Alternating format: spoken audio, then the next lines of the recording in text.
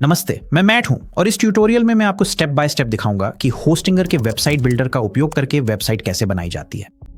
हम आपकी वेबसाइट बनाना, उसके डिजाइन और कंटेंट को कस्टमाइज करना, सर्च इंजनों पर दिखना और अपने खुद के डोमेन व प्रोफेशनल ईमेल के साथ वेबसाइट को लाइव करना कवर करेंगे। आपको जो भी चाहिए वह सब कुछ जितना जल्दी हो सके, और मैं कुछ भी नहीं छोड़ूंगा। तो अगर आपने पहले कभी वेबसाइट नहीं बनाई है तब भी आप आसानी से फॉलो कर पाएंगे। इस वीडियो के अंत तक आपके पास एक पूरी तरह से प्रोफेशनल वेबसाइट होगी। शुरू करने के लिए हमें एक होस्टिंगर अकाउंट की जरूरत होगी। सबसे बेहतरीन डील पाने के लिए हमारे खास पार्टनर लिंक का इस्तेमाल करें और किसी भी प्लान पर अतिरिक्त 10% की छूट पाएं। ये कूपन किसी भी मौजूदा प्रमोशन के साथ भी काम करता है। सिर्फ स्क्रीन पर दिए गए लिंक का इस्तेमाल करें या नीचे डिस्क्रिप्शन में पहला लिंक क्लिक करें। जब आप उस लिंक पर क्लिक करेंगे तो आप इस पेज पर पहुंच जाएंगे। जब मैं अभी रिकॉर्ड कर रहा हूं तब new year cell deals active हैं, तो आपके लिए ये थोड़ा अलग दिख सकता है। अगर हम स्टार्ट नाउ पर क्लिक करते हैं तो ये हमें पेज के नीचे ले जाएगा और यहां हम विभिन्न प्लान्स की तुलना कर सकते हैं। अगर हम प्रीमियम प्लान की तुलना बिजनेस प्लान से करें तो आप देखेंगे कि साधारण वेबसाइट्स के लिए प्रीमियम प्लान काफी है। लेकिन अगर आप अपनी वेबसाइट का इस्तेमाल ई कॉमर्स के लिए यानी प्रोडक्ट्स बेचने के लिए करना चाहते हैं तो आपको बिजनेस प्लान या उससे ऊपर का प्लान लेना होगा। बिजनेस प्लान में AI image generator, AI writer, AI blog generator और AI SEO टूल्स जैसे टूल्स भी शामिल हैं। ये सभी टूल्स एक प्रोफेशनल वेबसाइट बनाना और मार्केटिंग करना बेहद आसान और तेज बना देते हैं, और आपको ये सुविधाएं प्रीमियम प्लान में नहीं मिलती। मैं बिजनेस प्लान की जोरदार सिफारिश करता हूं। इस डील के जरिए हम सिर्फ कुछ डॉलर प्रति महीने में एक पूरी प्रोफेशनल वेबसाइट होस्ट और बना सकते हैं। तो मैं आगे बढ़कर चूज प्लान पर क्लिक करूंगा। आपको आपके कार्ट पर रिडायरेक्ट कर दिया जाएगा और यहां आपको सिर्फ यह तय करना है कि कितने समय के लिए रजिस्टर करना है। अगर आप पीरियड ड्रॉप डाउन पर क्लिक करेंगे तो आपको 4 विकल्प दिखाई देंगे: 1 महीना, 12 महीने, 24 महीने और 48 महीने। फ्री डोमेन पाने के लिए आपको 12 महीने या उससे अधिक का प्लान लेना होगा, लेकिन सबसे बेहतरीन वैल्यू के लिए मैं 48 महीने का प्लान लेने की सलाह देता हूं। इससे आपको प्रति माह सबसे कम कीमत चुकानी पड़ेगी। यहां का आप देख सकते हैं, यह प्रति माह $2.69 है। और अगर आप ऑर्डर समरी के नीचे दाईं ओर देखें तो हमारे लिंक पर क्लिक करने से MM10 कूपन पहले से ही अपने आप लागू हो चुका है। वह अवधि चुनें जो आप चाहते हैं और जब आप तैयार हों तो कंटिन्यू पर क्लिक करें। अगले चरण में आपको अपना अकाउंट रजिस्टर करना होगा। आप अपने गूगल या गिटहब अकाउंट से रजिस्टर कर सकते हैं या फिर अपना ईमेल एड्रेस और पासवर्ड मैन्युअली दर्ज कर सकते हैं। मैंने अपना ईमेल एड्रेस चुना है। जारी रखने के लिए रजिस्टर पर क्लिक करें। अगले पेज पर अपना बिलिंग पता और पेमेंट जानकारी दर्ज करें ताकि लेन देन पूरा हो सके। जब आपका लेन देन पूरा हो जाएगा तो आपको यह पुष्टि संदेश मिलेगा। आप गेट स्टार्टेड बटन पर क्लिक कर सकते हैं या काउंटडाउन खत्म होने का इंतजार कर सकते हैं। अब जब हमारा अकाउंट पूरी तरह सेट हो गया है तो हम सीधे अपनी वेबसाइट बनाने की प्रक्रिया में कूद सकते हैं और हमें तुरंत यह ऑनबोर्डिंग फ्लो दिखाया जाता है। इस सवाल के लिए, यह वेबसाइट किसके लिए है, सबसे उपयुक्त विकल्प चुनें और फिर नेक्स्ट पर क्लिक करें। सवाल, क्या आप एक वेबसाइट बनाना चाहते हैं या माइग्रेट करना चाहते हैं के लिए क्रिएट अ वेबसाइट पर क्लिक करें, फिर नेक्स्ट पर क्लिक करें। आप अपनी वेबसाइट कैसे बनाना चाहते हैं के लिए यह विकल्प चुनें, वेबसाइट बिल्डर, फिर नेक्स्ट पर क्लिक करें। आपसे पूछा जाएगा कि आप इस वेबसाइट के लिए कौन सा डोमेन नाम इस्तेमाल करना चाहते हैं। आप अभी डोमेन नाम सर्च कर सकते हैं, लेकिन मैं आपको यह वीडियो में आगे चलकर दिखाऊंगा।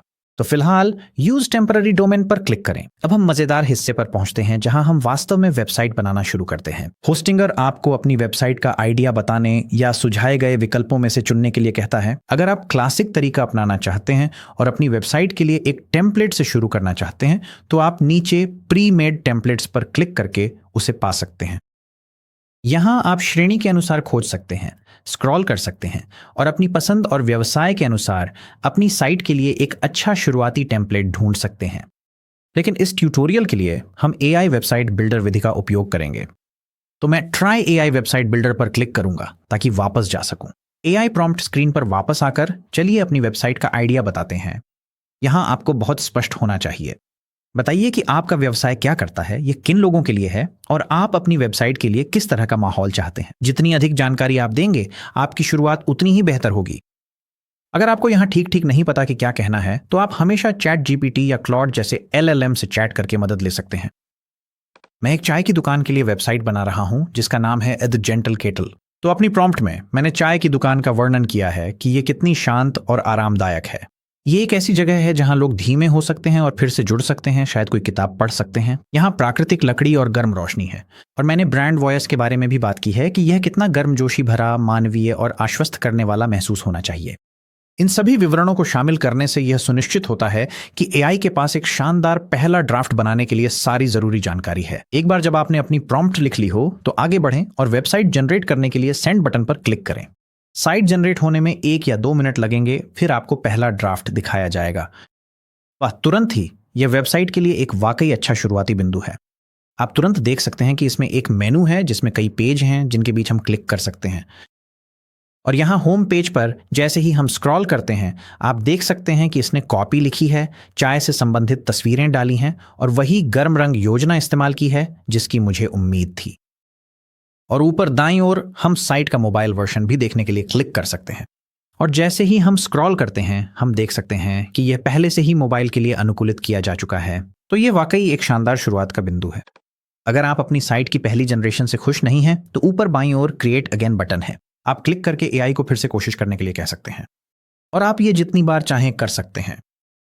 जब भी आपको कोई ऐसी वेबसाइट मिल जाए जिससे आप खुश हों, तो ऊपर दाईं ओर जाएं और कंटिन्यू पर क्लिक करें। ठीक है, वेबसाइट बिल्डर में आपका स्वागत है। आइए जल्दी से चारों ओर एक नजर डालते हैं। बाईं ओर हमारे पास एक साइड बार है जिसमें आपकी साइट को प्रबंधित करने के लिए सभी टूल्स हैं, जिनमें एलिमेंट्स, पेजेस, स्टाइल्स और एआई टूल्स शामिल हैं। ऊपर एक टूल बार है जिसमें डेस्कटॉप और मोबाइल व्यू के बीच टॉगल करने के लिए बटन है। यहाँ अंडू और रीडू बटन है। यहाँ साइट प्रीव्यू बटन है और एक बटन से आप साइट लाइव कर सकते हैं, जिससे अंत में वेबसाइट पब्लिश करेंगे। आप किसी भी एलिमेंट पर क्लिक कर साइट एडिट कर सकते हैं। जब आप ऐसा करेंगे तो एक फ्लोटिंग टूल बार दिखाई देगा जिसमें उस विशेष एलिमेंट से संबंधित फंक्शंस और बटन होंगे। अगर आप चाहें तो बेझिझक तुरंत एडिटिंग शुरू कर सकते हैं। अनडू आपका दोस्त है। फिर से आप इसे ऊपर से इस्तेमाल कर सकते हैं या कीबोर्ड कमांड्स से और भी जल्दी कर सकते हैं। मैक पर आप कमांड जी से अनडू कर सकते हैं और विंडोज पर कंट्रोल जी का इस्तेमाल कर सकते हैं। आइए गहराई में जाएं और अपनी वेबसाइट को कस्टमाइज करना शुरू करें। सबसे पहले साइट स्टाइल्स को देखें। स्टाइल्स तक पहुंचने के लिए बाएं साइड बार में स्टाइल्स बटन पर क्लिक करें। यहां आपको रंग, फॉन्ट्स, बटन और एनिमेशन के लिए टैब्स दिखाई देंगे। यहां सेटिंग्स बदलने से पूरी साइट की सेटिंग्स बदल जाती हैं, इसलिए अपनी पूरी वेबसाइट को स्टाइल करने का यह सबसे तेज तरीका है। उदाहरण के लिए आइए फॉन्ट्स पर एक नजर डालते हैं और हमें बेहतर प्रीव्यू देखने के लिए यहां नीचे स्क्रॉल करना होगा। ये रहा हमारी सेवाएं।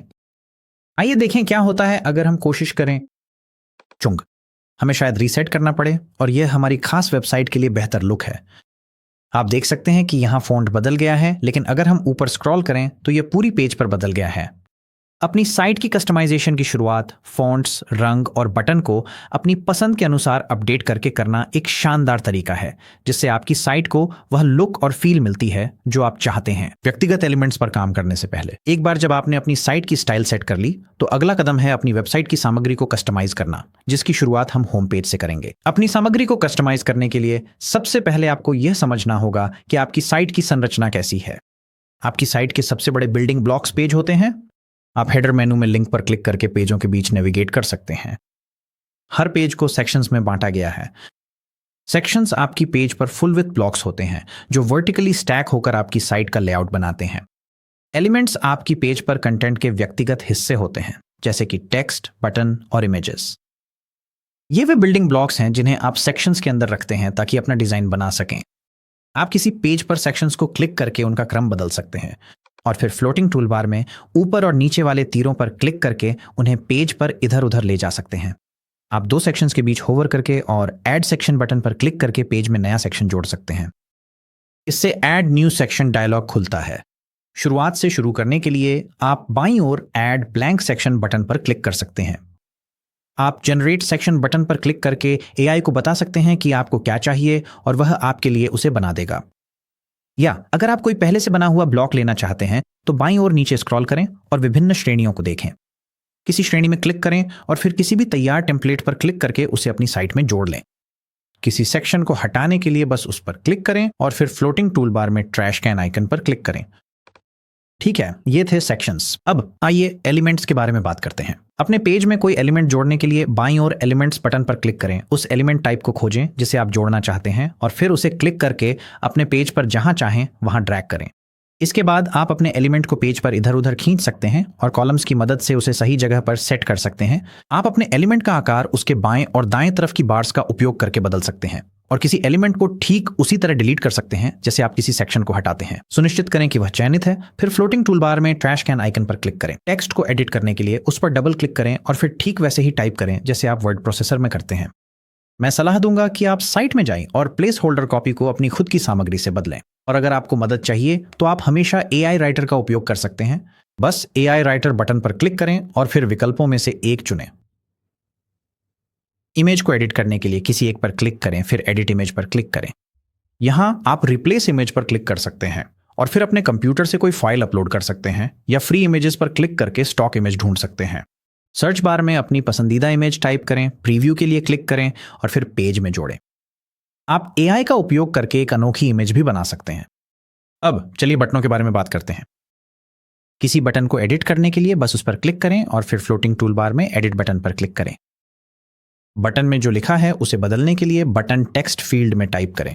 हमारे मामले में मैं चाहता हूं कि बटन मेनू से लिंक हो, तो मैं यहां हमारा मेनू टाइप करूंगा और फिर नीचे आप वह URL डाल सकते हैं जिससे आप बटन को लिंक करना चाहते हैं।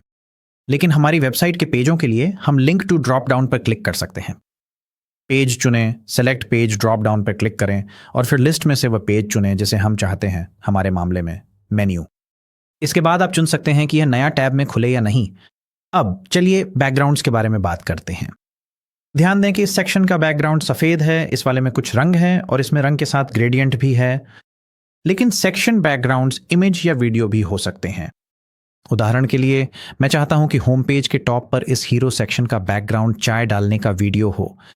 तो सबसे पहले हमें इस सेक्शन को तैयार करना होगा। मैं इस इमेज पर क्लिक करूंगा और फिर टूल बार में डिलीट पर क्लिक करूंगा। इसके बाद हम इस टेक्स्ट का आकार बदलेंगे ताकि यह पेज पर बेहतर फिट हो सके। और अब सेक्शन बैकग्राउंड को वास्तव में बदलने के लिए हम सेक्शन पर क्लिक करेंगे। फिर टूल बार में एडिट सेक्शन पर क्लिक करें और यहां आपको अपने सेक्शन की सेटिंग्स मिलेंगी। यहां बैकग्राउंड, कलर, इमेज और वीडियो के लिए 3 टैब्स हैं। आप यहां क्लिक करके अपने सेक्शन का रंग बदल सकते हैं और चाहें तो ग्रेडियंट को एनिमेट भी कर सकते हैं। आप इमेज टैब पर क्लिक कर सकते हैं और हमने पहले ही देखा है कि इमेज कैसे बदली जाती है। ये काफी हद तक वैसा ही प्रोसेस है। या आप वीडियो पर क्लिक कर सकते हैं और फिर रिप्लेस वीडियो पर क्लिक करें और फिर यहां आप वीडियो लाइब्रेरी में मुफ्त वीडियो विकल्पों के लिए सर्च कर सकते हैं। उदाहरण के लिए चलिए चाय सर्च करते हैं और चलिए इस वीडियो को चुनते हैं जिसमें चाय डाली जा रही है। इसे जोड़ने के लिए सिलेक्ट आइटम पर क्लिक करें और यह काफी अच्छा लग रहा है, लेकिन बैकग्राउंड पे सफेद टेक्स्ट पढ़ना थोड़ा मुश्किल है। सौभाग्य से इसे ठीक करना आसान है। आप कंट्रास्ट बढ़ा सकते हैं बैकग्राउंड और आपके फोरग्राउंड एलिमेंट्स के बीच। ओवरले ओपेसिटी स्लाइडर को तब तक ड्रैग करें जब तक एक अच्छा संतुलन न मिल जाए, यहीं कहीं शायद। अंत में चलिए जल्दी से इंटीग्रेशंस के बारे में बात करते हैं। इंटीग्रेशंस थर्ड पार्टी टूल्स होते हैं जिन्हें आप अपनी साइट में जोड़ सकते हैं, जैसे कि गूगल मैप्स, बुकिंग विजेट्स और सोशल फीड्स जैसी चीजें। अगर आपको कोई खास चीज चाहिए जो एलिमेंट्स विकल्पों में नहीं दिख रही है, तो आप उसे इंटीग्रेशंस के जरिए कर सकते हैं। इंटीग्रेशन जोड़ने के लिए और विकल्पों के लिए 3 डॉट्स वाले मेन्यू पर क्लिक करें, फिर इंटीग्रेशंस पर क्लिक करें। यहां आप स्क्रॉल करके सभी pre built third party integrations देख सकते हैं। आप कस्टम कोड का उपयोग करके अपनी खुद की इंटीग्रेशन भी जोड़ सकते हैं। अब जब आप जान गए हैं कि अपनी साइट की सामग्री को कैसे कस्टमाइज करें, तो पेजेस को कैसे मैनेज करेंगे। नेविगेशन में पेजेस को मैनेज करने के लिए बाईं साइड बार में पेजेस पर क्लिक करें। अगर आप अपनी साइट में नया पेज जोड़ना चाहते हैं तो नीचे दिए गए पर्पल ऐड पेज बटन पर क्लिक करें। यहां से आप AI की मदद से पेज जनरेट कर सकते हैं, एक खाली पेज जोड़ सकते हैं या टेम्पलेट के साथ पेज जोड़ सकते हैं। उदाहरण के लिए मान लीजिए कि हम अपनी साइट में एक प्राइवेसी पॉलिसी जोड़ना चाहते हैं। इसके लिए वास्तव में एक कैटेगरी मौजूद है, तो हम उस पर क्लिक कर सकते हैं और बस प्राइवेसी पॉलिसी टेम्पलेट को क्लिक करके चुन सकते हैं। कुछ टेम्पलेट्स के साथ होस्टिंगर आपसे अतिरिक्त जानकारी मांगता है ताकि टेम्पलेट में प्लेस होल्डर एलिमेंट्स को भरा जा सके। बस अपनी जानकारी जोड़ें और ऐड पेज पर क्लिक करें। आप तुरंत नए पेज पर पहुंच जाएंगे और पेज सेटिंग्स डायलॉग खुला रहेगा। यहां आप पेज को नया नाम दे सकते हैं या यहां तक कि URL को भी कस्टमाइज कर सकते हैं। पेज सेटिंग्स डायलॉग में ऐसे टैब्स भी हैं जिनसे आप सोशल इमेज जोड़ सकते हैं और पेज के लिए पासवर्ड सेट कर सकते हैं। जब भी आप पेज सेटिंग्स में बदलाव करना पूरा कर लें तो सेव पर क्लिक करें। अगर आप वेबसाइट के हेडर को देखें तो आप देख सकते हैं कि नया पेज अपने आप नेविगेशन मेनू में जोड़ दिया गया है और यह सूची के अंत में रखा गया है। अगर आप इस मेनू क्रम को फिर से व्यवस्थित करना चाहते हैं तो आप बाईं ओर के मुख्य नेविगेशन पैनल का उपयोग कर सकते हैं।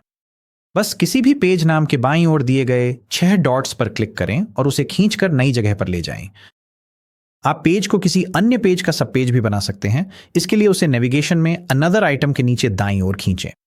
अंत में, अगर आप नहीं चाहते कि यह पेज आपकी नेविगेशन में बिल्कुल भी दिखाई दे, लेकिन आप फिर भी इसे URL के माध्यम से उपलब्ध रखना चाहते हैं, तो आप इसे पूरी तरह नीचे हिडन फ्रॉम नेविगेशन सेक्शन में खींच सकते हैं। अब यह ऊपर वाले मेनू में नहीं दिखेगा, लेकिन अगर आप अपनी साइट पर कहीं और से इस पेज का डायरेक्ट लिंक देते हैं तो विजिटर अभी भी इस पेज को एक्सेस कर सकते हैं। अंत में, अगर आपको कभी अपने पेज सेटिंग्स अपडेट करने की जरूरत हो तो बस अपने पेजेस मैनेजमेंट पैनल में पेज नाम के दाईं ओर 3 डॉट्स पर क्लिक करें और फिर सबसे उपयुक्त विकल्प चुनें। अगर आप अपना पेज डिलीट करना चाहते हैं तो मेनू के नीचे दिए गए डिलीट बटन पर क्लिक करें और फिर डिलीट पर क्लिक करें। अब जब आप जान गए हैं कि पेज और नेविगेशन मेनू को कैसे मैनेज करना है, तो मैं आपको दिखाऊंगा कि हेडर सेक्शन को कैसे एडिट करें और एक लोगो कैसे जोड़ें। बस पेज के ऊपर हेडर सेक्शन पर क्लिक करें और फिर एडिट हेडर पर क्लिक करें। इससे सेटर हेडिंग्स डायलॉग खुल जाता है और यहां आप देख सकते हैं कि अपने हेडर को मैनेज करने के लिए 4 टैब्स हैं: लेआउट, एलिमेंट्स, लोगो और स्टाइल। आइए लोगो से शुरू करते हैं।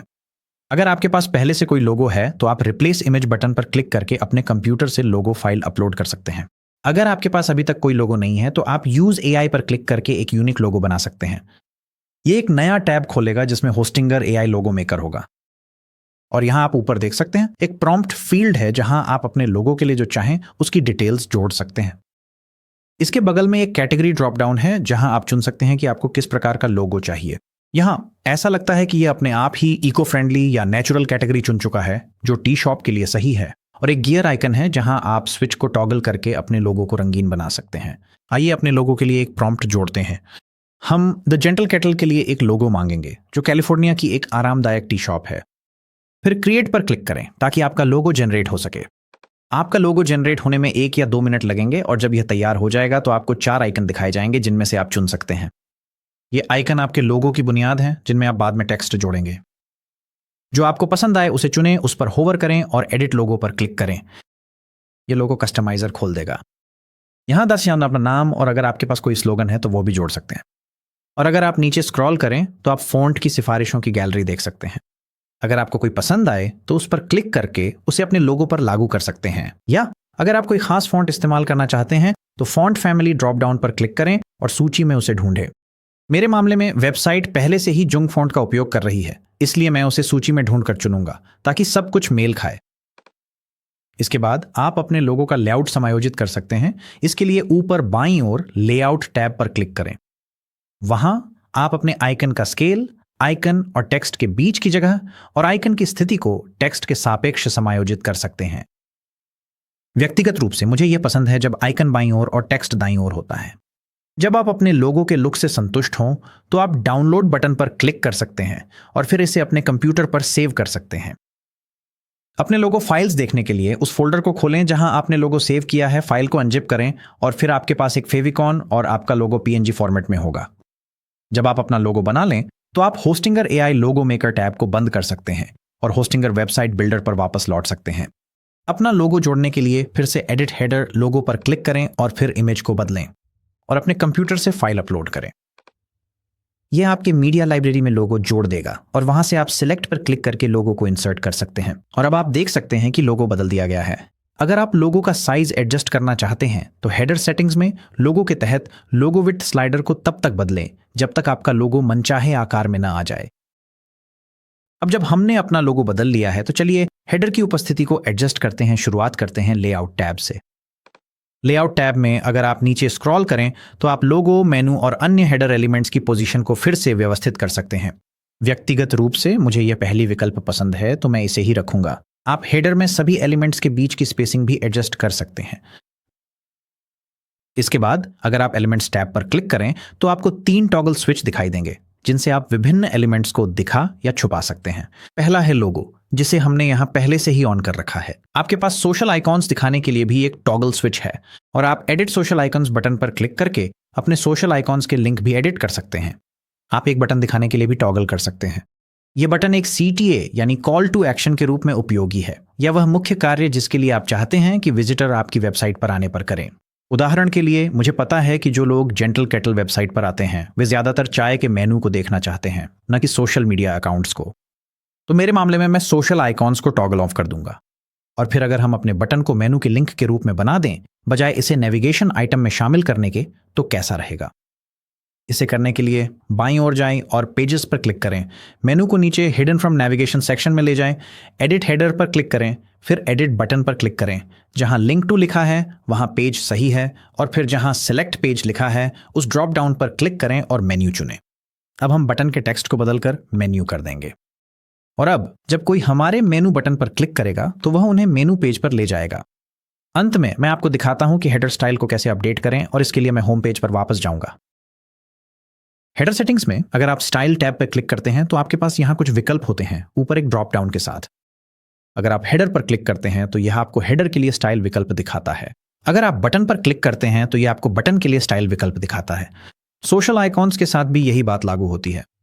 हेडर के लिए आप ट्रांसपेरेंट हेडर और नॉन ट्रांसपेरेंट के बीच टॉगल कर सकते हैं। अभी हमारा हेडर ट्रांसपेरेंट नहीं है, लेकिन अगर हम इसे ट्रांसपेरेंट पर टॉगल करें तो यह कुछ ऐसा दिखेगा। आप मेनू आइटम्स के लिए टेक्स्ट फॉन्ट के साथ साथ हेडर टेक्स्ट का रंग भी बदल सकते हैं। अब तक हमारी साइट डेस्कटॉप पर शानदार दिख रही है, लेकिन चूंकि आधे से ज्यादा वेब ट्रैफिक मोबाइल डिवाइसेस पर होता है, हमें यह सुनिश्चित करना होगा कि हमारी साइट वहां भी अच्छी दिखे। कम से कम आपको पब्लिश करने से पहले हमेशा मोबाइल पर चेक करना चाहिए।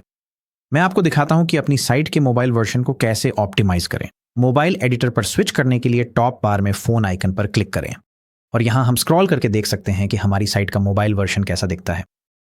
मोबाइल पर किए गए बदलाव डेस्कटॉप वर्जन को प्रभावित नहीं करते, और इसका उल्टा भी सही है। आप यहां भी वैसे ही किसी भी चीज को एडजस्ट कर सकते हैं जैसे मुख्य डेस्कटॉप एडिटर में करते हैं। असल में यहां मोबाइल वर्जन के लिए एक शॉर्टकट भी है। आप किसी भी सेक्शन पर क्लिक कर सकते हैं और फ्लोटिंग टूल बार में ऑन टू फिक्स लेआउट पर क्लिक कर सकते हैं, और वहां यह आपको मोबाइल के लिए थोड़ा टाइट वर्जन देगा। हालांकि कभी कभी यह अजीब चीजें कर देता है, इसलिए आप डबल चेक कर सकते हैं, और अगर आपको बदलाव पसंद न आए तो बेझिझक अंडू कर सकते हैं। इसके बाद आप चीजों को इधर उधर करके मैन्युअली भी बदलाव कर सकते हैं। आप हर सेक्शन के लिए स्पेसिंग को एडजस्ट कर सकते हैं, बस किसी भी सेक्शन के नीचे दाईं ओर दिखने वाले ऊपर और नीचे के तीरों को क्लिक और ड्रैग करके। अंत में अगर कोई ऐसी चीज है जिसे आप डेस्कटॉप वर्जन में दिखाना चाहते हैं लेकिन मोबाइल वर्जन में नहीं, या इसके उलट, आप व्यक्तिगत एलिमेंट्स और सेक्शंस की विजिबिलिटी को कंट्रोल कर सकते हैं। उदाहरण के लिए हम यहां इस सेक्शन पर क्लिक कर सकते हैं, फिर आइकॉन पर क्लिक करें और इस सेक्शन के लिए मोबाइल विजिबिलिटी को टॉगल ऑफ कर दें। अब अगर हम अपने प्रीव्यू में क्लिक करें और पेज को नीचे स्क्रॉल करें तो वह पूरा सेक्शन अब हमारे मोबाइल वर्जन में दिखाई नहीं देगा। अब जब आप जान गए हैं कि अपनी वेबसाइट को अच्छा कैसे बनाना है, तो चलिए इसे और अधिक फंक्शनल बनाते हैं एक वेब फॉर्म जोड़कर। फॉर्म्स विजिटर्स को आपकी वेबसाइट के जरिए सीधे आपको जानकारी भेजने की सुविधा देते हैं। सबसे आम प्रकार के फॉर्म्स में से एक है कॉन्टैक्ट फॉर्म। मैं आपको दिखाता हूं कि इसे कैसे सेटअप करना है। सबसे पहले ऊपर बाईं ओर एडिटर पर वापस क्लिक करें और डेस्कटॉप व्यू में स्विच करें। जब होस्टिंगर एआई ने हमारी वेबसाइट बनाई थी तो उसने एक विजिट पेज बनाया था, और उस विजिट पेज में एक कॉन्टैक्ट एस सेक्शन शामिल है। अब मुझे नहीं लगता कि यह पर्याप्त स्पष्ट है। मैं चाहता हूं कि जब लोग वेबसाइट पर आएं तो वे कॉन्टैक्ट अस लिंक को आसानी से देख सकें। तो चलिए एक स्टैंड अलोन कॉन्टैक्ट पेज बनाते हैं। हम इस सेक्शन को ट्रैश कैन आइकन से डिलीट कर देंगे। पेजेस पर जाएं, ऐड पेज पर क्लिक करें और फिर टेम्पलेट के लिए कॉन्टैक्ट को एक श्रेणी के रूप में चुनें और उस कॉन्टैक्ट एस विकल्प पर क्लिक करें जिसमें एक वेब फॉर्म शामिल है। ये एक नया पेज बनाता है जो अपने आप नेविगेशन मेनू में जुड़ जाता है और हम सेव पर क्लिक कर सकते हैं। हम बाईं ओर के पेजेस और नेविगेशन सेक्शन को एक्स पर क्लिक करके बंद कर देंगे और ये रहा हमारा वेब फॉर्म। फॉर्म को एडिट करना और अपनी वेबसाइट बिल्डर में होस्ट करना बाकी चीजों को एडिट करने जैसा ही है। एलिमेंट पे क्लिक करें और आपको एक टूल बार मिलेगा। एडिट फॉर्म पे क्लिक करें और आपको एक सेटिंग्स मेनू मिलेगा। इस विशेष सेटिंग्स मेनू में आपके पास जनरल, फील्ड्स, बटन, स्टाइल और टैब के लिए एनिमेशन विकल्प होते हैं। जनरल सेटिंग्स देखें, नीचे स्क्रॉल करने पर फॉर्म नाम का फील्ड दिखेगा। फॉर्म का नाम अपने उद्देश्य के अनुसार रखें। हमारे लिए कॉन्टैक्ट फॉर्म सही है। अब अगला है ईमेल फील्ड। यह वह ईमेल पता है जहां सभी नए फॉर्म सबमिशन भेजे जाएंगे, इसलिए सुनिश्चित करें कि आपने अपनी इच्छित ईमेल आईडी दर्ज की है। अब चलिए फील्ड्स टैब को देखते हैं। इस पेज पर आप ड्रॉप डाउन पर क्लिक करके और फिर सूची से एक इनपुट टाइप चुनकर नया फॉर्म फील्ड जोड़ सकते हैं। आप फील्ड्स के क्रम को बाईं ओर दिए गए 6 डॉट्स को क्लिक और ड्रैग करके बदल सकते हैं। यह बिल्कुल वैसे ही है जैसे आप अपने पेज नेविगेशन को रीअरेंज करते हैं। किसी फील्ड को एडिट करने के लिए उसके नाम के दाईं ओर दिए गए ड्रॉप डाउन एरो पर क्लिक करें। यहां आप फील्ड लेबल को अपडेट कर सकते हैं, जो आमतौर पर एक सवाल होता है या उस इनपुट के प्रकार को जिसे आप प्राप्त करना चाहते हैं। इसके बाद आप प्लेस होल्डर टेक्स्ट को अपडेट कर सकते हैं। ये वही होता है जो ग्रे बॉक्स में तब दिखता है जब कोई कुछ टाइप नहीं करता। और आप फील्ड का प्रकार भी बदल सकते हैं। मेरे मामले में मैं इसे फोन में बदल दूंगा। आप ये भी टॉगल कर सकते हैं कि यह फील्ड सबमिशन के लिए जरूरी है या नहीं। और अगर आपको किसी फील्ड की अब जरूरत नहीं है तो आप बस रिमूव फील्ड पर क्लिक करके उसे डिलीट कर सकते हैं। आपके फॉर्म के नीचे एक बटन होता है। इस मामले में इस पर सबमिट लिखा है। आप बटन टैब पर क्लिक करके इस बटन का टेक्स्ट और उसका लुक बदल सकते हैं। यहां से आप अपडेट कर सकते हैं। और सबसे आम अपडेट्स में से एक है फॉर्म सबमिट करने के बाद के व्यवहार को बदलना। आप इसे ऐसा बना सकते हैं कि फॉर्म सबमिट होने के बाद एक संदेश दिखे, या आप लिंक्ड अ न्यू पेज पर क्लिक करके किसी को अपनी साइट के किसी नए पेज पर रीडायरेक्ट कर सकते हैं, जो आमतौर पर एक धन्यवाद पेज या किसी प्रकार का कंफर्मेशन पेज होता है। अगर आपके पास कोई खास पेज नहीं है तो मैं सलाह दूंगा कि इसे शो मैसेज पर ही रखें। अब इस खास टेम्पलेट के साथ मैं एक छोटा सा बदलाव करने की सलाह दूंगा, जो कि पहले फील्ड में है। यहां आप देख सकते हैं कि इसमें नेम लिखा है और फिर दूसरे फील्ड में लास्ट नेम लिखा है। यह और भी बेहतर होगा अगर इसमें फर्स्ट नेम लिखा हो। तो फील्ड्स टैब के अंतर्गत हम नेम पर क्लिक करेंगे और फील्ड लेबल के तहत नेम से पहले फर्स्ट जोड़ेंगे और प्लेस होल्डर टेक्स्ट में योर और नेम के बीच फर्स्ट जोड़ेंगे। कॉन्टैक्ट फॉर्म सेटिंग्स को बंद करने के लिए एक्स पर क्लिक करें और फिर सेव पर क्लिक करें। अब जब कोई आपकी वेबसाइट पर यह फॉर्म सबमिट करता है तो वह जानकारी कहां जाती है, मैं आपको दिखाता हूं। बाएं साइड बार में मोर पर क्लिक करें और फिर फॉर्म सबमिशंस पर क्लिक करें। यहां आप अपनी वेबसाइट पर मौजूद सभी फॉर्म्स की सूची देख सकते हैं और सबमिशन देखने के लिए व्यू पर क्लिक कर सकते हैं। आपको फॉर्म के जवाब ईमेल के जरिए भी मिलेंगे, इसलिए यह सुनिश्चित करना जरूरी है कि आपकी जनरल फॉर्म सेटिंग्स में सही ईमेल पता सेट हो। यह इस बात पर निर्भर करता है कि आप क्या बना रहे हैं। हो सकता है कि आपको एक ब्लॉग या ऑनलाइन स्टोर भी चाहिए हो। मैं दोनों के बारे में बताऊंगा। शुरुआत ब्लॉग से करूंगा। ब्लॉग आपको अपडेट साझा करने, अपने दर्शकों के साथ विश्वास बनाने और ऐसा कंटेंट बनाने में मदद करता है जो आपकी सर्च रैंकिंग को बेहतर कर सकता है। इसे जोड़ने का तरीका यहां है। ब्लॉग जोड़ने के लिए बाईं ओर मोर पर क्लिक करें और फिर ब्लॉग पर क्लिक करें। फिर स्टार्ट अ ब्लॉग पर क्लिक करें। जैसे ही आप क्लिक करते हैं यह एक ब्लॉग पेज बना देता है और उसे अपने आप हेडर मेनू में जोड़ देता है। आप स्क्रॉल करके देख सकते हैं कि इसमें पहले से ही सैंपल पोस्ट्स भरे हुए हैं। नया पोस्ट जोड़ने के लिए बाईं ओर ब्लॉग मेनू में ऐड न्यू पोस्ट बटन पर क्लिक करें। एक डायलॉग बॉक्स पॉपअप होगा जिसमें बताया जाएगा कि आप एआई की मदद से ब्लॉग पोस्ट बना सकते हैं। अगर आप खुद लिखना पसंद करते हैं तो skip I will write it my self पर क्लिक कर सकते हैं, लेकिन मैं आपको दिखाऊंगा कि एआई का उपयोग कैसे करें। पहले ड्रॉप डाउन में आप अपनी आवाज का टोन चुन सकते हैं, फॉर्मल, न्यूट्रल, कैजुअल। मुझे कैजुअल ब्लॉग पसंद है तो चलिए वही चुनते हैं। अब आप अपनी सामग्री की लंबाई चुन सकते हैं। यह सेट है। यह डिफॉल्ट रूप से 300-500 शब्दों पर है, पर एसईओ के लिए 1000 शब्दों का लक्ष्य रखना बेहतर है। अब हमें ब्लॉग पोस्ट के विषय का विवरण चाहिए। आइए एक ब्लॉग पोस्ट लिखते हैं कि परफेक्ट लूज लीफ चाय कैसे बनाएं। अपने ब्लॉग पोस्ट का विवरण टाइप करने के बाद क्रिएट कंटेंट पर क्लिक करें। एआई को आपका ब्लॉग पोस्ट जनरेट करने में कुछ मिनट लगेंगे और जब यह तैयार हो जाएगा तो आप नीचे स्क्रॉल करके देख सकते हैं कि यह कैसा बना है। ब्लॉग पोस्ट एडिटर बिल्कुल वेबसाइट एडिटर की तरह ही काम करता है। मुख्य बात यह जानना है कि ब्लॉग पोस्ट 2 मुख्य हिस्सों में संरचित होते हैं। पहला है आपका पोस्ट हेडर सेक्शन। इसमें आपका शीर्षक, पोस्ट की तारीख और आपके ब्लॉग पोस्ट से जुड़ी अन्य महत्वपूर्ण जानकारी शामिल होती है। अगला हिस्सा है आपका मुख्य बॉडी सेक्शन।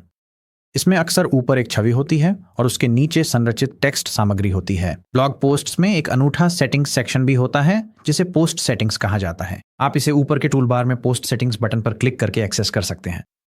यह पोस्ट सेटिंग्स डायलॉग बॉक्स खोलता है जिसमें 3 मुख्य टैब होते हैं, जनरल, फीचर्ड इमेज और कैटेगरीज। आइए जनरल से शुरू करते हैं। सबसे पहले आपके पास आपका पोस्ट टाइटल होता है। अगर आप एआई पोस्ट जनरेटर का उपयोग करते हैं तो यह फील्ड अपने आप जनरेट और भरी जाएगी। इसके बाद आपके पास पोस्ट का विवरण होता है और फिर पोस्ट का यूआरएल होता है। मैं सलाह देता हूं कि आप अपने टाइटल जैसा ही यूआरएल इस्तेमाल करें, तो चलिए उसे कॉपी कर लेते हैं। और अगर हम इसे पेस्ट करें तो आप देखेंगे कि स्पेस अपने आप डैश में बदल गए हैं। आप अपने टाइटल का छोटा वर्जन भी पोस्ट यूआरएल के रूप में इस्तेमाल कर सकते हैं। उदाहरण के लिए मैं कह सकता हूं परफेक्ट कप चाय कैसे बनाएं, और बस इसे ऐसे ही छोड़ सकता हूं। इसके बाद पोस्ट लेखकों के लिए एक फील्ड है, मैं अपना नाम डालूंगा और फिर आप पोस्ट की तारीख सेट कर सकते हैं। अगर आप चाहें तो इसे बैकडेट भी कर सकते हैं। अंत में अगर आप चाहें तो पोस्ट को शेड्यूल करने के लिए स्विच को टॉगल कर सकते हैं। अब ऊपर वापस चलते हैं और फीचर्ड इमेज को देखते हैं। अगर आप AI पोस्ट जनरेटर का उपयोग करते हैं तो यह सेक्शन अपने आप भर जाता है। फीचर्ड इमेज वही होती है जो आपके ब्लॉग पोस्ट को मैसेजेस और सोशल मीडिया फीड्स पर शेयर करने पर दिखाई देती है। अंत में आपके पास कैटेगरीज टैब होता है। ये सबसे अच्छा तरीका है कि आप अपने ब्लॉग पोस्ट्स में कैटेगरीज जोड़ें, खासकर जब समय के साथ आपकी ब्लॉग पोस्ट लिस्ट बढ़ती है, ताकि चीजें व्यवस्थित बनी रहें। उदाहरण के लिए हम इस पोस्ट को हेल्पफुल गाइड्स नामक कैटेगरी में डाल सकते हैं। जब आप पोस्ट सेटिंग्स में बदलाव करना पूरा कर लें तो सेव पर क्लिक करें। जब आप अपना ब्लॉग पोस्ट आखिरकार पब्लिश करने के लिए तैयार हों तो ऊपर टॉप बार में स्टेटस को ड्राफ्ट से बदलकर पब्लिक कर दें, बस उस पर क्लिक करके। अगर हम प्रीव्यू बटन पर क्लिक करें तो देख सकते हैं कि यह ब्लॉग पोस्ट लाइव होने पर कैसी दिखेगी।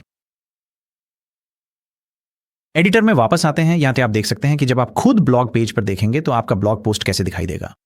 और यहां आप देख सकते हैं कि हर ब्लॉग पोस्ट के लिए उच्च गुणवत्ता वाली फीचर्ड इमेज होना क्यों जरूरी है। यह वही पहली झलक है जो आपकी साइट पर आने वाले विजिटर आपके ब्लॉग लिस्ट में देखेंगे। अपने ब्लॉग को पूरी तरह से लाइव करने से पहले मैं सलाह दूंगा कि इन सभी प्लेस होल्डर पोस्ट्स को डिलीट कर दें। ऐसा करने के लिए अपने बाएं साइड बार में ब्लॉग पर क्लिक करें, फिर हर प्लेस होल्डर ब्लॉग पोस्ट के बगल में 3 डॉट्स पर क्लिक करें और डिलीट चुनें। फिर पुष्टि करने के लिए दोबारा डिलीट पर क्लिक करें। आप इस प्रक्रिया को हर पोस्ट के लिए दोहरा सकते हैं। अब चलिए एक ऑनलाइन स्टोर जोड़ते हैं। अगर आप उत्पाद बेच रहे हैं, चाहे वे भौतिक हों या डिजिटल या फिर सेवाएं भी, होस्टिंगर आपकी साइट पर एक दुकान सेटअप करना बहुत आसान बना देता है। मैं आपको दिखाता हूं कि यह कैसे काम करता है। बाईं ओर स्टोर पर क्लिक करें, फिर ऐड स्टोर पर क्लिक करें। यह एक स्टोर पेज बनाता है और इसे अपने आप आपके हेडर मेनू में जोड़ देता है। अपने स्टोर को मैनेज करने के लिए बाईं ओर फिर से स्टोर बटन पर क्लिक करें। आइए अपना पहला उत्पाद सेटअप करके शुरू करते हैं। मैनेज स्टोर मेनू में प्रोडक्ट्स पर क्लिक करें। आप प्रोडक्ट लिस्ट पेज पर पहुंच जाएंगे। नया उत्पाद जोड़ने के लिए दाईं ओर के बैंगनी बटन पर क्लिक करें। इसके बाद आपके सामने उन उत्पादों की एक सूची आएगी जिन्हें आप जोड़ सकते हैं, जिसमें भौतिक उत्पाद, डिजिटल उत्पाद, सेवा, अपॉइंटमेंट और अन्य शामिल हैं। आइए एक भौतिक उत्पाद सेटअप करते हैं। यह प्रोडक्ट डिटेल्स फॉर्म खोल देगा। यहां आप इमेज अपलोड कर सकते हैं, शीर्षक, विवरण, मूल्य निर्धारण, उत्पाद विकल्प, श्रेणियां और बहुत कुछ जोड़ सकते हैं। आप इन्हें मैन्युअली भर सकते हैं या फिर एक शॉर्टकट भी है। होस्टिंगर AI आपको अपने उत्पाद की इमेज अपलोड करने और इन सभी विवरणों को अपने आप जनरेट करने की सुविधा देता है। मैं आपको यह करके दिखाता हूं। सिर्फ अपने उत्पाद की इमेज अपलोड करें, AI आपकी इमेज की समीक्षा करेगा और फिर आपके लिए ये सभी फील्ड्स भर देगा। अब नीचे स्क्रॉल करें और देखें कि AI ने आपके लिए क्या क्या बनाया है। शायद आपको थोड़ी बहुत एडिटिंग करनी पड़े, लेकिन आप एक बेहतरीन शुरुआत कर चुके होंगे। जरूर आपको यह सुनिश्चित करना चाहिए कि आपने प्राइसिंग फील्ड्स अपडेट कर दी हैं। और अगर आप अपनी साइट पर इन्वेंट्री ट्रैक करना चाहते हैं तो ट्रैक क्वांटिटी बटन पर क्लिक करें और बताएं कि आपके पास कितनी स्टॉक में है। आप अपने उत्पाद में एक श्रेणी जोड़ना चाहेंगे और इसके लिए AI आपको एक सुझाव भी देगा। मेरे मामले में यहां यह फ्लेवर्ड चाय है। मैं आगे बढ़कर उस टैग पर क्लिक करके इसे स्वीकार कर लूंगा। फिर आप देख सकते हैं कि यह श्रेणी अपने आप जुड़ जाती है और यहां उत्पाद सूची में दिखाई देता है। अब ठीक ब्लॉग की तरह हमें प्लेस होल्डर्स को हटाना होगा। इसे जल्दी से करने के लिए उत्पाद सूची के सबसे ऊपर बाईं ओर वाले चेकबॉक्स पर क्लिक करें, अपने उत्पाद का चयन हटा दें और फिर ऊपर लाल डिलीट बटन पर क्लिक करें। आपको पुष्टि करने के लिए फिर से डिलीट दबाना होगा और फिर वे सभी प्लेस होल्डर उत्पाद आपकी सूची से हट जाएंगे, जिससे केवल आपका असली उत्पाद ही बचेगा। अपने उत्पाद को असली स्टोर पर कैसा दिखता है ये देखने के लिए स्टोर मैनेजर को बंद करें और फिर अपने मुख्य स्टोर पेज को देखें। यहां आप देख सकते हैं कि उत्पाद कैसा दिखेगा। अब जब हमारे पास उत्पाद है तो हमें ग्राहकों के भुगतान के लिए एक तरीका चाहिए। आइए एक भुगतान विधि जोड़ते हैं। इसके लिए आप ऊपर बैनर में दिख रहे बटन पर क्लिक कर सकते हैं। अगर वह नहीं दिखता तो आप बाईं साइड बार में स्टोर पर क्लिक कर सकते हैं और सेटअप विजार्ड में आपको ऐड ए पेमेंट मेथड एक विकल्प के रूप में दिख सकता है। लेकिन अगर नहीं दिखता तो नीचे तक स्क्रॉल करें और सेटिंग्स पर क्लिक करें। यह स्टोर मैनेजर को खोल देगा। जब यह लोड हो जाए तो आप बाईं ओर नीचे स्क्रॉल कर सकते हैं और सेटिंग्स सेक्शन में पेमेंट्स चुनें। यहां पेमेंट्स मेनू में आपके पास कई विकल्प होते हैं और आपके स्थान के अनुसार आपके पास कौन कौन से विकल्प उपलब्ध हैं यह निर्भर करता है। यहां एक U.S आधारित खाते के लिए हमारे पास स्ट्राइप, पेपाल, dLocalGo और मैनुअल पेमेंट के विकल्प हैं। आप जो भी भुगतान विधि चाहें चुन सकते हैं, लेकिन मैं स्ट्राइप का उपयोग करने की सलाह देता हूं। तो मैं आपको दिखाऊंगा कि इसे कैसे कनेक्ट करें। हम पर्पल कनेक्ट बटन पर क्लिक करेंगे। स्ट्राइप सेटअप करने के लिए बस स्क्रीन पर दिए गए निर्देशों का पालन करें और मांगी गई जानकारी दर्ज करें।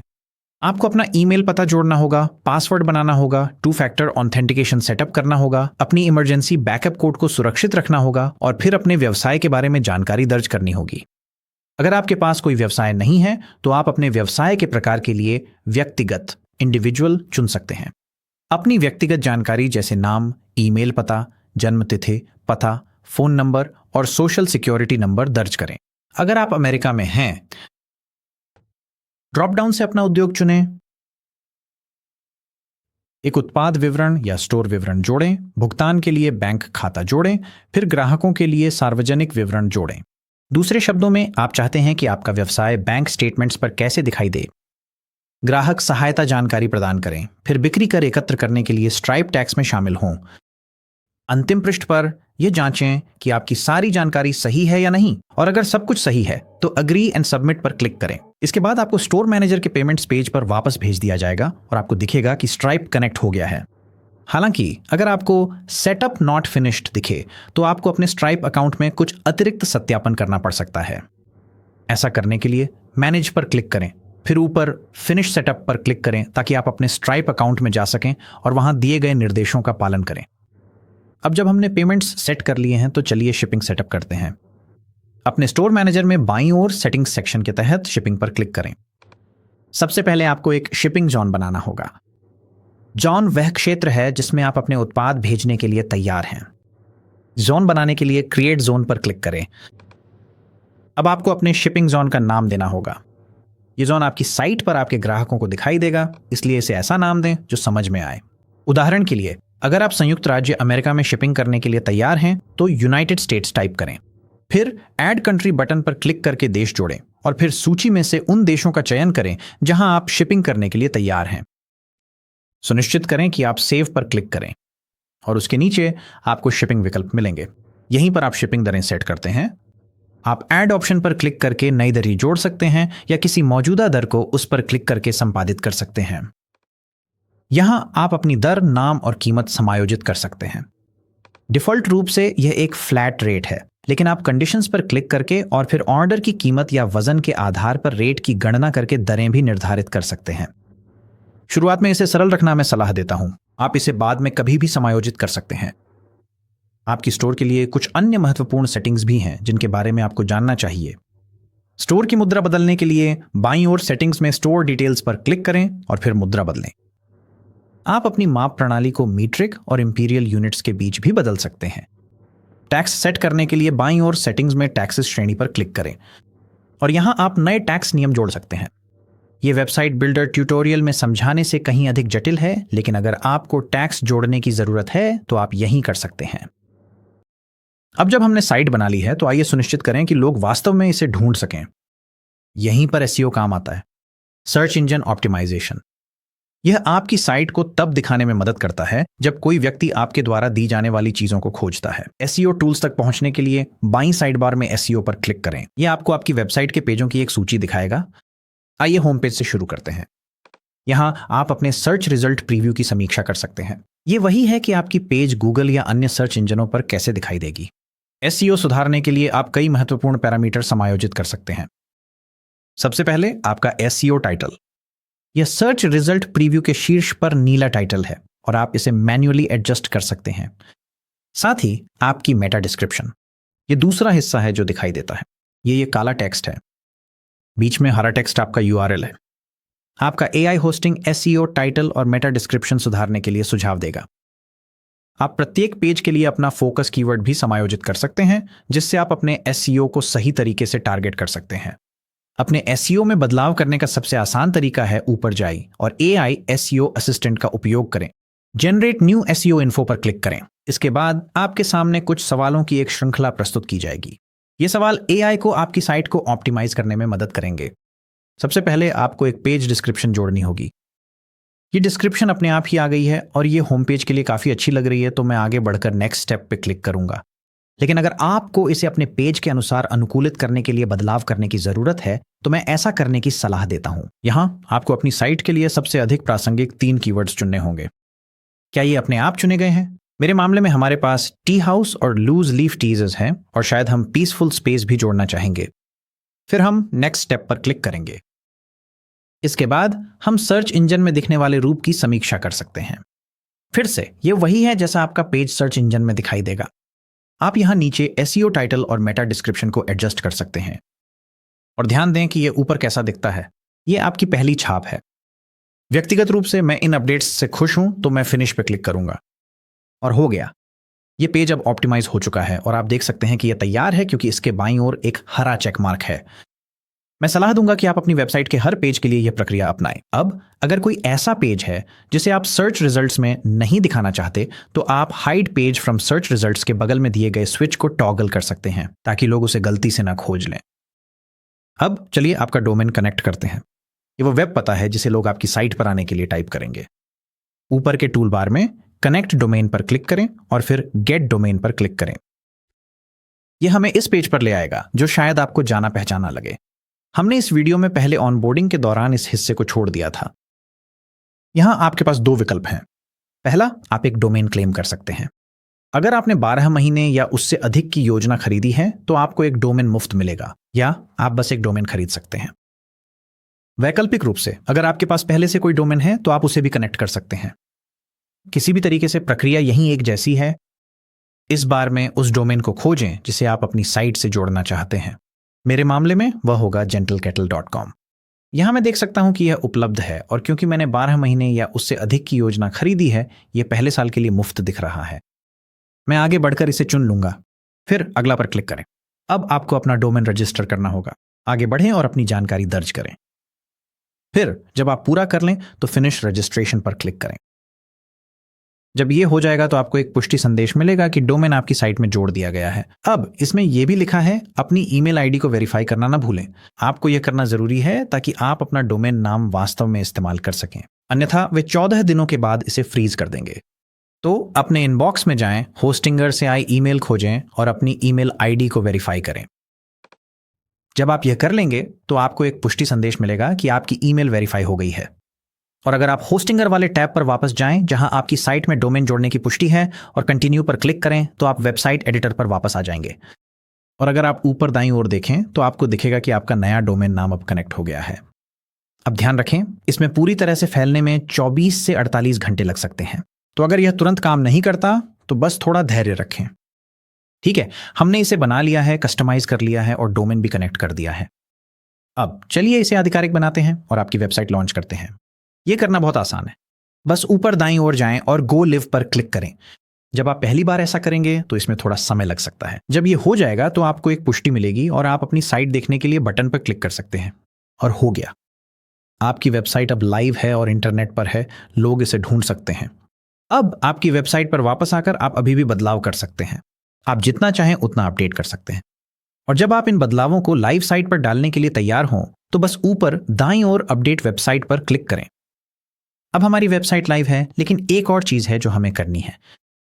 आइए एक प्रोफेशनल बिजनेस ईमेल सेटअप करें। एक प्रोफेशनल ईमेल होना जो आपके डोमेन से मेल खाता हो, जैसे info@gentlekettle.com, आपके बिजनेस को अधिक विश्वसनीय दिखाने में मदद करेगा। यह आपके ग्राहकों के साथ संवाद को आसान बनाता है। इसे करना बहुत आसान है। ऊपर बाईं ओर वेबसाइट बिल्डर ड्रॉप डाउन पर क्लिक करें, फिर होस्टिंग योर डैशबोर्ड पर क्लिक करें। वहां से बाईं ओर के मेनू में ईमेल्स पर क्लिक करें, फिर क्लेम योर फ्री ईमेल के तहत स्टार्ट फ्री पर क्लिक करें। आपसे आपके फ्री ईमेल के लिए एक डोमेन चुनने के लिए कहा जाएगा। अगर आपके पास सिर्फ एक ही डोमेन है तो वही दिखाई देगा, इसलिए आप कंफर्म पर क्लिक कर सकते हैं, फिर स्टार्ट फ्री ट्रायल पर क्लिक करें। अब आइए आपका मेल बॉक्स सेटअप करें। सबसे पहले हमें एक ईमेल नाम बनाना होगा। यह नाम आपके ईमेल पते का वह हिस्सा होता है जो अ चिन्ह से पहले आता है। मेरे मामले में मैं info@gentlekettle.com चाहता हूं। अब अपने ईमेल पते के लिए एक पासवर्ड बनाएं। सुनिश्चित करें कि यह सुरक्षित हो और अतिरिक्त सुरक्षा के लिए इसे किसी पासवर्ड मैनेजर में सेव कर लें। फिर क्रिएट पर क्लिक करें। अपने नए इनबॉक्स तक पहुंचने के लिए ब्राउजर पर क्लिक करें और फिर लॉगिन पर क्लिक करें। यह आपको आपके होस्टिंगर मेल अकाउंट के लॉगिन पेज पर ले जाएगा। मैं सलाह दूंगा कि इस वेब पेज mail.hostinger.com को सेव कर लें ताकि आप बाद में आसानी से लॉगिन कर सकें। नया पासवर्ड डालकर लॉगिन करें। नए इनबॉक्स में आपका स्वागत है। अब आप होस्टिंगर वेबसाइट बिल्डर से वेबसाइट बनाना सीख चुके हैं। साइन अप के लिए नीचे दिए लिंक का उपयोग करें और किसी भी प्लान पर 10% की छूट पाएं। यह छूट किसी भी मौजूदा प्रमोशन के अलावा होगी। देखने के लिए आपका बहुत धन्यवाद।